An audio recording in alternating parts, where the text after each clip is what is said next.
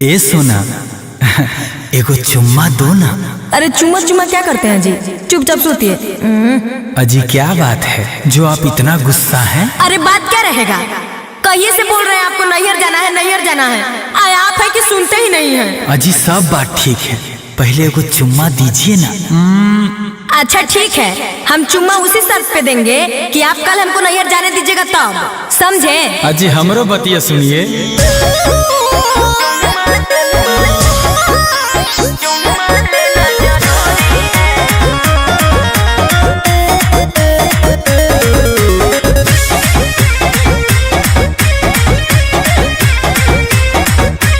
नैहर नैहर करही धनिया, नैहर जाना जरूरी है। नैहर नैहर करही धनिया, नैहर जाना जरूरी है। एक बात तोरे से पूछो ही, रोज चुम्मा लेना जरूरी है।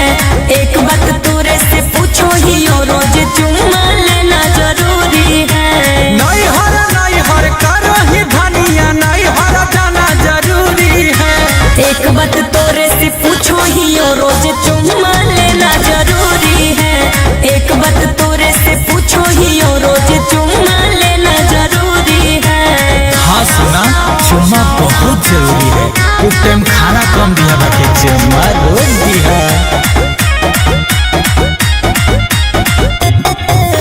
मैया बोलल कई भेंट करबै, भेगल के तना दिन हो। 4 दिन में लौट आइबो, करो तो पिया यकीन हो। तोरे बतिया पर करबौ धनी भोरे विचार गे। अभी चूसे देवत ललिया हमारा करे दे प्यार गे। झुमका झुमका बोलो ही रोज, झुमका लेना जरूरी है। झुमका झुमका बोलो ही रोज, झुमका लेना जरूरी है। एक बात तोरे से पूछो ही, रोज चुम्मा लेना जरूरी है। एक बात तोरे से पूछो ही, रोज चुम्मा लेना जरूरी है।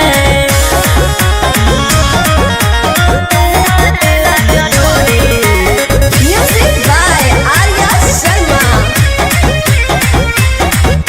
सब बुझो ही सजनमा की हो तोहर मनमा हो। एको दिन न हटो हो तोहर हमरा से ध्यानमा हो। रहे पाई नहीं तोरा बिना हम एको दिन। नहीं हरबा चली जाई